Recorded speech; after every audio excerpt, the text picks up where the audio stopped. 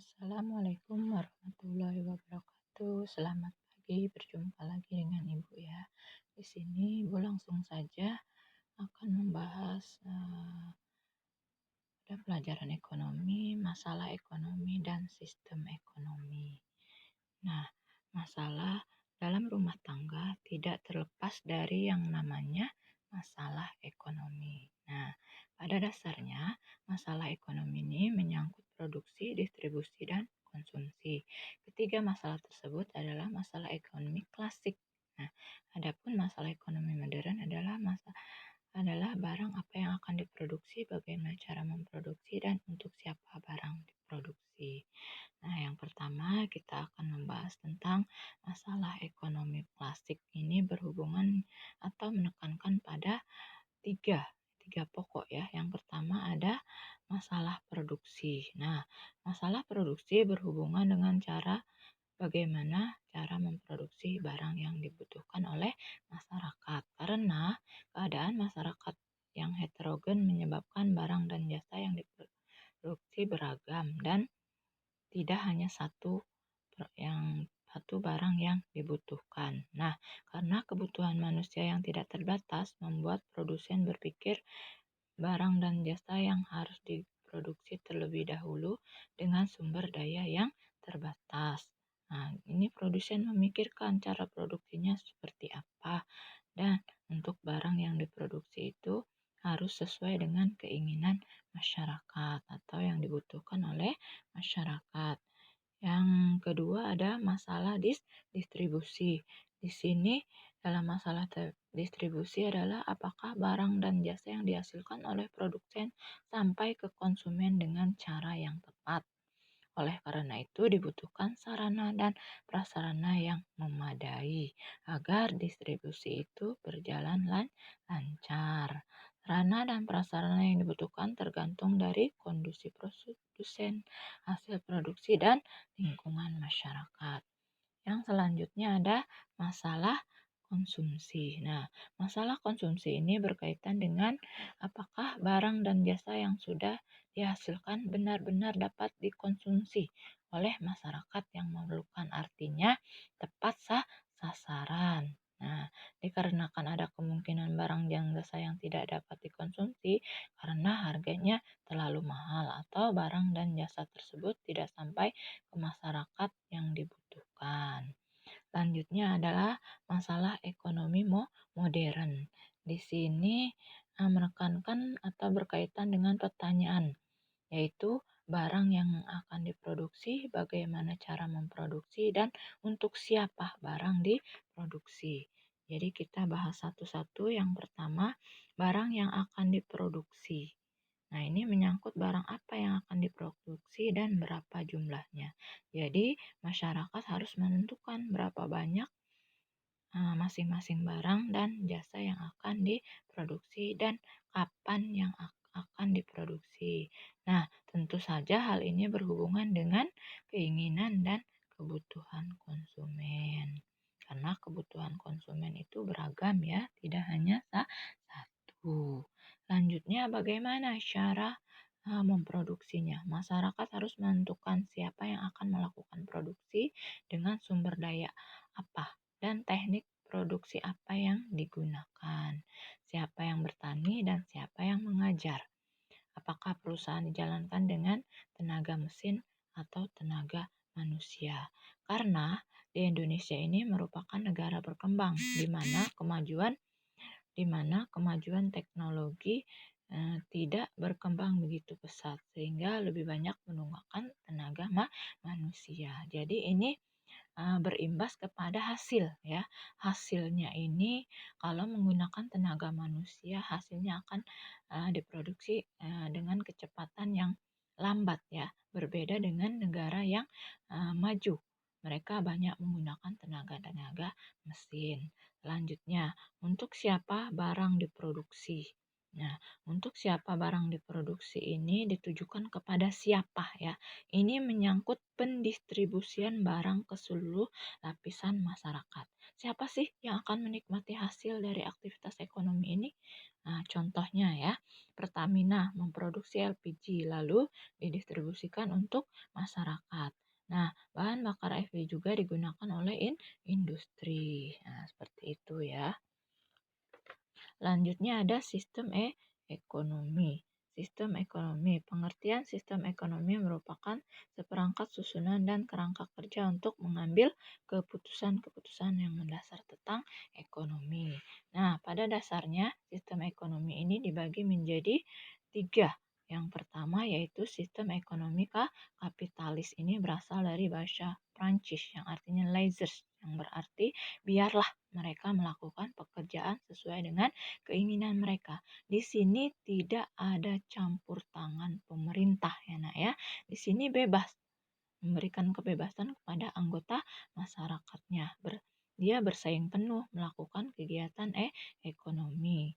Yang dimaksud dengan kebebasan di sini kebebasan penuh dalam melakukan kegiatan ekonomi merupakan suatu sistem ekonomi di mana pemerintah tidak ada ikut campur tangan dan tidak berusaha mempengaruhi kegiatan ekonomi yang dilakukan masyarakat. Nah, di sini ada pun ciri-cirinya. Yang pertama, campur tangan pemerintah sangat minim, bahkan tidak ada ya. Nah, selanjutnya mengakui kepemilikan individual atas faktor-faktor produksi. Kebebasan masyarakat untuk berinovasi diakui dan dihormati. Menganut sistem keadilan. Jadi setiap orang ini menerima imbalan berdasarkan prestasi kerja. Selanjutnya, keikutsertaan pemerintah dalam bidang ekonomi dilakukan tidak secara langsung, tapi hanya sebatas menentukan kebijakan ekonomi dan membuat peraturan. Tetapi dalam sistem ekonomi kapitalis ini ada keuntungan dan ada kelemahan. Yang pertama, keuntungannya adalah masyarakat ini bebas ya untuk memilih pekerjaan. Selanjutnya, mengurangi beban pemerintah karena di sini tidak ada campur tangan pemerintah. Selanjutnya, masyarakat bebas menetapkan harga melalui mekanisme pasar. Tapi di sini ada kelemahannya ya, menimbulkan banyaknya pengangguran karena di sini bebas ya manusia ya di sini. Lanjutnya kesenjangan sosial, kerusakan lingkungan akibat tidak adanya campur tangan atau pengawasan secara langsung terhadap uh, kegiatan atau pelaku ekonomi ya. Selanjutnya pengusaha yang bermodal kecil semakin tersisih dan kalah bersaing dengan pengusaha bermodal besar. Nah, tidak adanya pemerataan pendapatan karena mereka ini bebas ya melakukannya. Lanjutnya yang kedua ada sistem ekonomi komando. Ini kebalikannya nak ya dari sistem kapitalis karena sistem perekonomian ini negara sepenuhnya menguasai perekonomian. Maksudnya di sini pemerintah langsung terjun ya sepenuhnya mengatur kegiatan ekonomi. Nah, hal ini berarti perekonomian di luar sektor negara tidak boleh hidup dan berkembang. Semuanya persoalan yang berkaitan dengan barang yang apa yang akan diproduksi, bagaimana, dan dalam jumlah barang tersebut diproduksi, untuk siapa barang itu diproduksi ditentukan oleh pemerintah pusat. Nah, ciri-cirinya adalah pemerintah mengatur produksi, distribusi, dan konsumsi secara keseluruhan. Barang-barang modal atau alat produksi dimiliki oleh pemerintah. Milik perorangan tidak ada atau tidak diakui kecuali barang-barang yang sudah dibagikan. Kebebasan individual dalam berusaha tidak ada. Nah, di sini ada kebaikan ya dalam sistem ekonomi komando. Yang pertama, pemerintah mengatur distribusi barang-barang sehingga tidak ada kelangkaan barang di suatu wilayah. Selanjutnya, pemerintah bertanggung jawab penuh terhadap perekonomian. Tidak ada kesenjangan sosial kalau merata ya, ini sudah dibagi atau diatur oleh pemerintah. Selanjutnya, kemakmuran masyarakat terjamin, tapi ada kelemahannya pastinya ya. Yang pertama, potensi inisiatif dan kreasi warga tidak berkembang karena ini semua sudah diatur ya, pemerintah melakukan ini itu seperti itu ya. Jadi untuk masyarakat itu meluangkan ide-ide itu tidak ada ya atau tidak berkembang. Selanjutnya, hak milik perorangan akan suatu barang tidak diakui ya karena semuanya milik pemerintah. Lanjutnya, kemajuan ekonominya lambat karena kreasi dan ekonomi terhambat. Pastinya ya, kalau pemerintah itu tidak menerima ide atau kreasi atau inovasi ya yang dari masyarakat, tentu tidak akan berkembang karena berpusat pada di itu saja ya. Apa yang dilakukan pemerintah itu hanya sebatas itu gitu ya. Tidak mau mendapat masukan dari masyarakat atau orang lain. Lanjutnya ada sistem ekonomi campuran. Nah, sistem ekonomi campuran ini sudah diterapkan di Indonesia ya, salah satunya ya, yakni dengan mengambil dan menerapkan kebaikan-kebaikan dalam sistem ekonomi kapitalis dan mengambil serta menerapkan kebaikan dalam sistem ekonomi sosialis. Jadi di Indonesia ini sistem ekonomi campuran. Nah, dari ekonomi kapitalis dan sistem ekonomi sosialis merupakan sistem ekonomi yang dikendalikan dan diawasi oleh pemerintah. Tetapi masyarakat tetap memiliki kebebasan yang cukup luas guna menentukan kegiatan ekonomi yang dijalankan. Nah, ciri-cirinya di sini ada kegiatan ekonomi melibatkan pemerintah, masyarakat, dan swasta. Kemungkinan terjadinya monopoli itu sangat kecil. Keikutsertaan pemerintah untuk mengatasi gejolak harga yang terjadi dalam perekonomian. Jadi, kalian harus tahu sih negara-negara mana saja yang menggunakan sistem ekonomi komando atau sistem ekonomi kapitalis. Nah, seperti itu ya. Selanjutnya, kita membahas sistem ekonomi yang ada di Indonesia. Kita menerapkan sistem ekonomi nasional atau sistem ekonomi demokrasi. Di situ bisa kalian baca ya.